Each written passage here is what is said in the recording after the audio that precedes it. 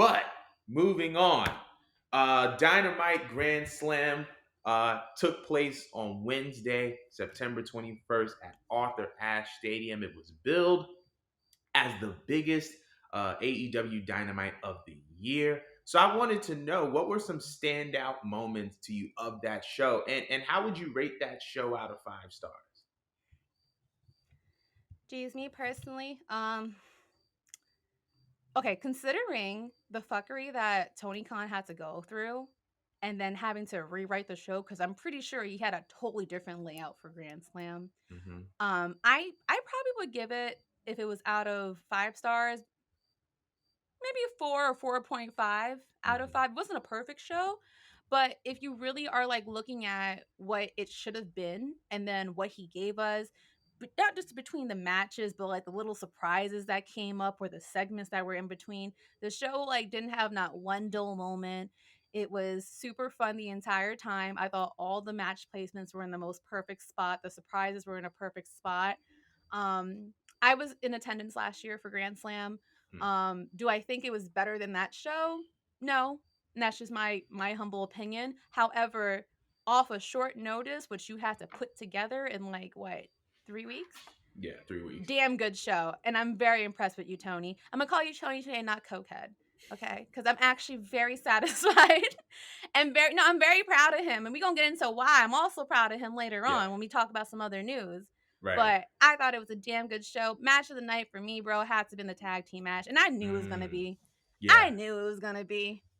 Right? Like it should have been the match of the night for AEW All Out, but Punk fucked that up and no one was talking about it. So I'm very happy that he gave him the floor.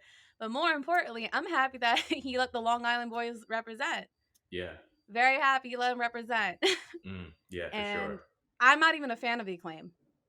But in that match, I became a fan of the Acclaim. Like I Mm, totally see what you guys see right now. That match from top to bottom, left to right was just it was just amazing. And you could definitely see that it kind of hit them a little delayed, that like, oh shit, yeah, we finally got the belts. And I think it was the first time that me personally, I actually cared for the tag belts, because for me, I feel like they give it to some people and in the moment when they win, it's fun for that moment. I'm excited for them in that moment, but then it kind of gets a little bit boring. The storylines kind of fall flat for me. But this was yeah. actually like the perfect team, the perfect way, and I love seeing homegrown talent. So again, like kudos to you, Tony Khan. Like that was a great dynamite, Mm. or special a dynamite. What do you think? I kind of agree with you. I would give it a 4.7 or a 4.8. Um, and I think that a couple weeks ago when we were talking about Tony Khan and his leadership, I think I said something along the lines of, this is going to be the ultimate test of his leadership as it pertains to him being the head of creative of AEW and him being the CEO, because he has that power to set the tone, and he did.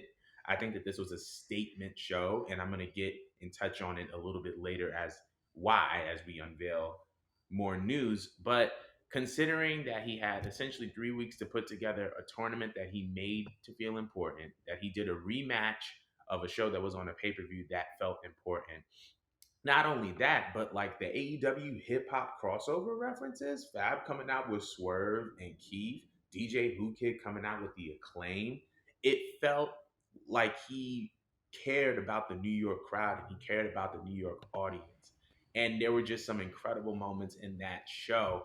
And I mean, for something that was the backup plan, it doesn't hurt to have John Moxley and Bryan Danielson as your main event. That's not a bad backup plan. You know what I mean? And I think that they definitely delivered. As far as moment of the night, while I loved the Acclaim winning the tag titles, in retrospect, I think that my moment of the night was Jericho winning the Ring of Honor World title. And at first I was like, what? Like, why would Really? he? Why would they do that? Why would they put the belt on him? And then it registered. Chris Jericho is the Ring of Honor World Champion. Last time that man had a world championship, didn't they announce like some type of TV deal with AEW? Wasn't he the first AEW champion of the TNT era? So all I'm suspecting, I'm like, what does this mean for the Ring of Honor brand? The fact that you have a guy like Chris Jericho hold the belt, Obviously, it gives you the creative flexibility, like we talked about, kind of like him possibly dropping it to Daniel Garcia. That sets that up. But I'm thinking, all right, Chris has the Ring of Honor belt. Daniel has the pure title belt.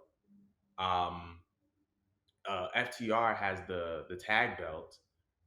I'm starting to suspect that there may be a little bit more to that decision than what meets the eye, because it's like you don't put those belts on those people unless you have a plan. You know what I mean? And so I think that that's the reason why for me it probably was the as far as matches. Just put it like that. As far as matches, it was the moment of the night for me.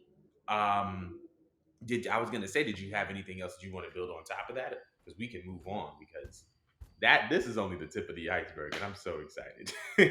Yeah, no, everything was good. Like I really love the inside, the in between segments, or Mm, just again the surprises. I mean, Paige popping up on like short notice because like the report literally came out like 48 hours earlier or right. something for Paige. I was surprised that they put her in right away.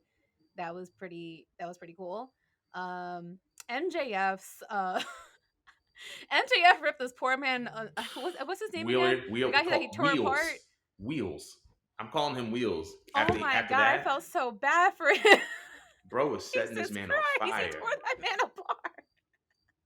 And that segment was like 5 minutes, but it was like the best 5 minutes I ever seen. Like, don't get me wrong, MJF is always on point when it comes Right. to him being a heel and flaming people. But yo, like He was wilding that for was no crazy. reason. He was wilding for no What? What reason. I did? Like, what did he do? He slapped his mom or something? Like, what did he do? That What boy, is when he that coming boy at this said, man's neck for?